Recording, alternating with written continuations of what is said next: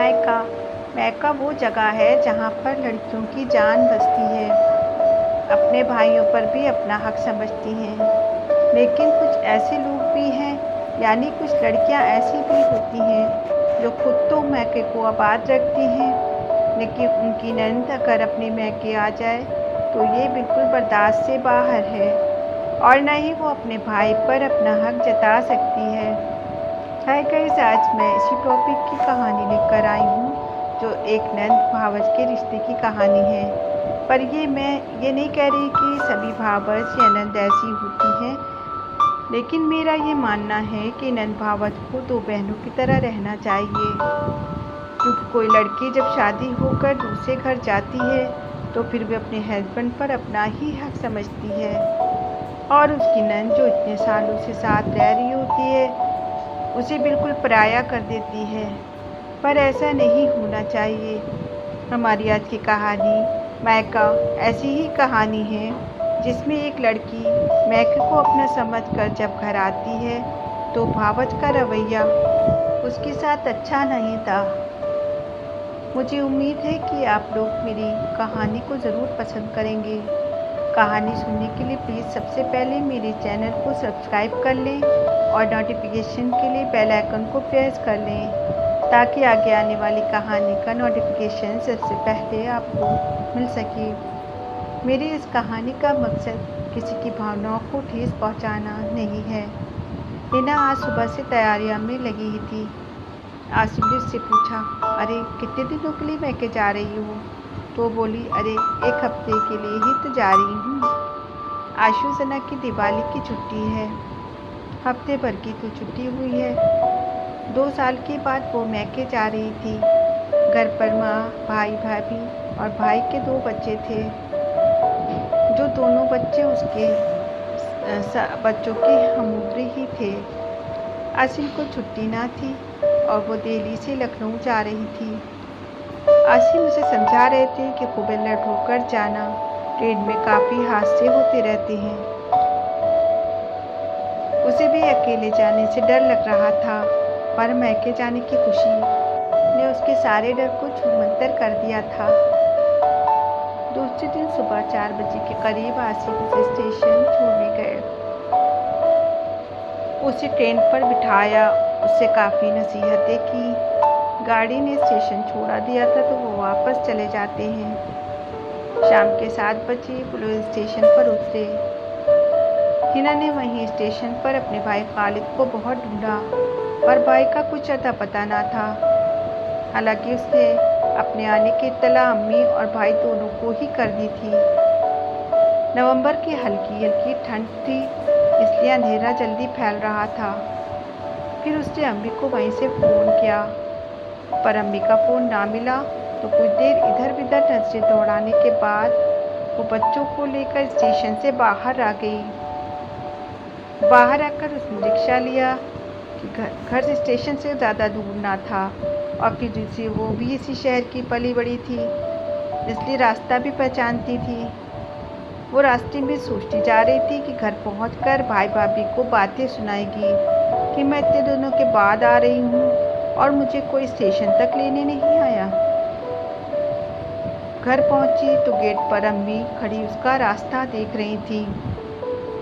रिक्शे से उतरकर उसने रिक्शे वाले को गेट के अंदर सामान रखने को कहा और अम्मी को सलाम किया। अम्मी सलाम का जवाब देने के बाद बच्चों को प्यार करने लगी और फिर उन्हें अंदर लेकर चली गई। उसने रिक्शे का किराया दे अंदर ड्राइंग रूम में अंदर आ गई। उसने घर देखा कि घर पर काफ़ी सन्नाटा सा था। अम्मी से उसने पूछा, भाई भाभी और बच्चे कहाँ हैं? अम्मी ने बताया कि कोई नई फिल्म लगी है, खालिद और राबिया बच्चों को फिल्म दिखाने ले गए हैं। उसने कहा कि मैंने तो भाई को फ़ोन करके बताया था कि मैं आ रही हूँ, तो क्या भाई भूल गए थे?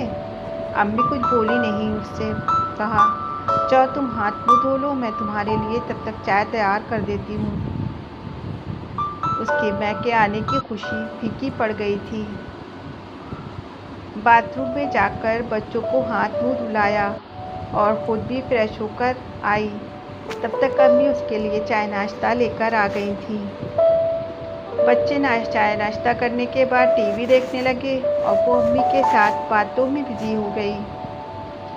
टाइम का पता ही ना चला। 9 बज रहे थे। अम्मी बोली, चलो हिना खाना खा लिया जाए, बच्चों को भी नींद आ रही होगी। वो बोली, नहीं अम्मी, भाई भाभी आ जाएं तब साथ में ही तब लोग खाना खाएंगे। 10 बज रहे थे कि गाड़ी का हॉर्न सुनाई दिया। उसने सोचा भाई भाभी से अब इस बारे में बात करेगी कि वो इतने दिनों के बाद आई और आप फिल्म देखने चले गए। तभी सभी अंदर आ गए। बच्चे बच्चों में लग गए। भाई आए और रस्मी तौर पर बोले, अरे हिना तुम आ गई? अरे मैं काफ़ी थक गया हूँ, मैं तो आराम करूँगा। तो बोली, भाई आप खाना तो खा लें। इस पर भाभी बोली, नहीं तुम लोग खाओ, हम लोग खाना खाकर आए हैं। कहकर वो बच्चों को लेकर ऊपर चले गए और वो फिर ना उतरी। अम्मी बोली, हिना तुम लोग खाना खा लो, वो लोग अब नहीं आएंगे। वो खाना खाने बैठी तो उससे खाना खाया ही ना जा रहा था। मैके आने की खुशी बिल्कुल काबूल हो चुकी थी। किसी तरह ढूंढने वाले कुछ खाए, बच्चों को खिलाया, फिर अम्मी के कमरे में बेड पर दोनों बच्चों को लिटाया और खुद भी लेट गई। आंखों में आंसू आ गए थे। आंखें बिल्कुल धुंधा कर पहले वाले दिन उसे याद आ गए। वो इस घर की कितनी लाडली हुआ करती थी। अम्मी अब्बू उसे बहुत चाहते थे, भाई भी उस पर जान छिड़कते थे। वो जब भी कहीं बाहर से आते घंटों उससे बातें करते और वो ज़रा सा भी नाराज़ हो जाती तो घंटों उसे मनाया करते थे। अब्बू के इंतकाल के बाद तो उसका बहुत ख्याल रखते थे। उसके बाद भाई की शादी हो गई, तब भी भाई भाभी के कहते कि मेरी लाडली बहन है, जैसा ये कहे वैसा ही करना। फिर 1 साल के अंदर उसकी भी शादी कर दी गई। फिर उसका आना यहाँ उतना ना हो सका। काफ़ी दिनों के बाद तो वो आई थी। तभी अम्मी की आवाज़ उसे सुनाई दी, हिना क्या सो गई? तो उसने आंखें खोली तो अम्मी ने उसकी आंखों में आंसू देख लिए तो वो बिल्कुल परेशान सी हो गई। बोली, बेटा ये तो रोज़ का है, तुम फिक्र ना करो, तुम्हारी माँ तो है, तुम कुछ ही दिनों के लिए आई हो, ज़्यादा टेंशन लेने की ज़रूरत नहीं है। कहकर उसे चुप कराया और माँ बेटी फिर सारी रात बातें करती रहीं। सुबह 4 बजे उनकी आँख लगी। सुबह के 8 बजे उठी तो देखा अम्मी उठ चुकी थी। अम्मी ने उससे कहा, तुम उठ गई हो हिना? मैं सोच रही थी तुम उठ जाओ तभी चाय बनाऊं।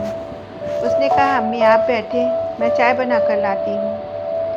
किचन में गई तो वहाँ पर भाभी चाय बनाकर ले जा रही थी। 2 कप ट्रे में रखे हुए थी। उससे बोली, हिना तुम उठ गई हो, तुम अपनी और अम्मी की चाय बना लो, ये मैं ऊपर तुम्हारे भाई के लिए ले जा रही हूँ। ये कहकर वो चाय लेकर ऊपर चली गई। 10 बजे के करीब भाभी ऊपर से उतरी। अम्मी के साथ मिलकर उसने नाश्ता तैयार कर लिया था। अम्मी ने नाश्ता टेबल पर लगा दिया था।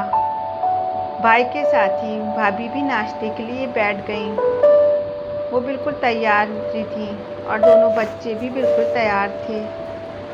नाश्ता कर भाई भी अम्मी से बोली, अम्मी बच्चों की छुट्टी हुई है, मैं अपनी अम्मी के घर जा रही हूँ, ये मुझे जाते समय छोड़ देंगे, फिर वापसी पर शाम को आ जाऊँगी। उनका मैका लोकल ही था, कुछ ही दूरी पर था। फिर वो लोग चले गए। वो जो गिफ्ट लेकर आई थी उसने अम्मी को दे दिए कि आप इन सबको दे दीजिएगा। उसका मन अब बिल्कुल यहाँ ना लग रहा था। मन तो यही कर रहा था कि अभी वापस चली जाए। तभी आसिम का फ़ोन आ जाता है। वो उससे कहते हैं, मैके जाकर तुम तो मुझे बिल्कुल भूल गई हो। तो उसने बातें बनाते हुए कहा, हाँ यहाँ पर भाई भाभी के साथ घूमने वगैरह चले जाते हैं, इसलिए टाइम नहीं मिलता। उसने बच्चों को भी मना कर दिया था कि पापा से कुछ मत बताना।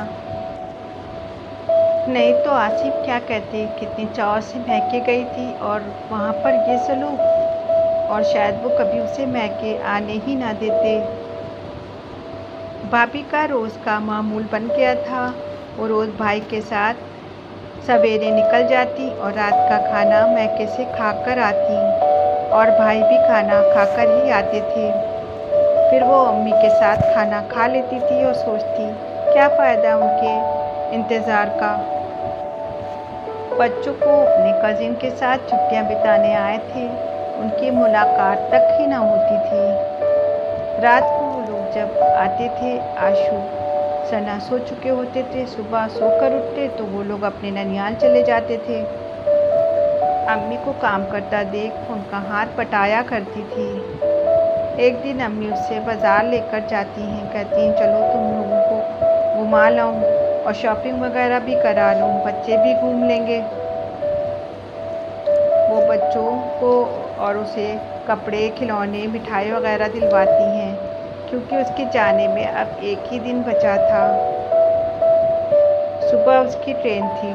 सारी तैयारियां करने के बाद वो ऊपर भाभी से मिलने गई तो उसे भाभी की आवाज़ सुनाई दी।